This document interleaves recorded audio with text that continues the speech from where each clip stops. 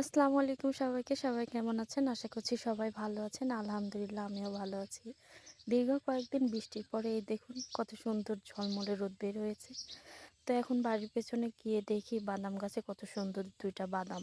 তো বরকে বললাম বড় বাদামটা পারেন আর ছোট বাদামটা রাখেন। তো উনি নাগালই পাচ্ছিল না। তারপরেও কষ্ট করে যখন পারতে গেছে, এখন বড়টা পারতে গিয়ে ছোটটাও আগে পড়ে গেল। কি দুঃখের বিষয়। এখন ২ টাই উঠায় বাড়ি নিয়ে যাচ্ছি, মাখিয়ে খাবো। আমার বাদাম খুবই পছন্দ। আসলে আমি বাদাম খেতে খুবই বেশি ভালোবাসি। কিন্তু এইটা আমাদের হচ্ছে ১ম, এই গাছে ১ম বাদাম ধরছে। এর আগে একটা ছিল, ওইটা পচে গেছিল। এই ২টাই ছিল, তো এই ২টা পেড়ে নিয়ে আসলাম। এই যে এটা বড়টা ভাবতেছি কাটবো, পরে মা বলল যে না, বড়টা কাটার দরকার নাই, ছোটটা কাটো, বড়টা পরে খায়ও। তো একটু চিন্তাও করছিলাম যে বাদাম আসলে কেমন হবে, ভালো হবে কি হবে না। কারণ ১ম তো মা কাটতে বসলো বাদামটা। এই যে একটু হালকা গোলাপি সাদা, কিন্তু খেতে খুব ভালোই ছিল।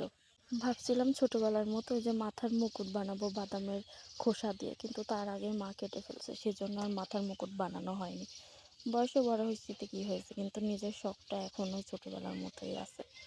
দেখুন কত সুন্দর বাদাম হয়েছে। তো আমি এই বাদামের বিচিগুলো বের করে সুন্দরভাবে এখন এই যে বের করে নিচ্ছি বাটিতে। অর্ধেক রেখে দিয়েছি এমনি খাবো, আর অর্ধেকটা এভাবে ছড়িয়ে নিয়েছি। অর্ধেকটা এখন মাখিয়ে খাবো খুব মজা করে। আমার কাছে যে কোনো ফল হোক না কেন, আমার কাছে সব ফলই ভালো লাগে। সাথে একটু করে নিলাম কাঁচামরিচ কুচি, আর পরিমাণ মতো হচ্ছে লবণ, আর হালকা একটু মরিচের গুঁড়া দিয়ে সুন্দরভাবে দেখুন মাখিয়ে নিচ্ছি।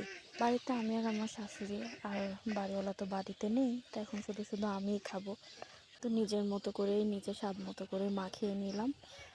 আসলে কি বলেন তো, এসব জিনিস মাখানো জিনিস বেশ কয়েকজন বসে একসাথে খেতে খুব বেশি মজা লাগে। আর এসব জিনিস একা একা খেতে স্বাদ হলেও তেমন মজা লাগে না।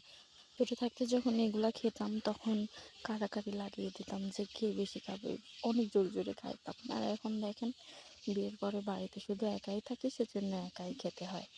একা খাই বা সাথে কারোর সাথে খাই, তাই বলে কি খাওয়া বাদ দিব বলেন? সেজন্য নিজের স্বাদ মতো করে বানিয়ে নিয়েছিলাম। এতক্ষণ আমার পাশে থাকার জন্য ধন্যবাদ।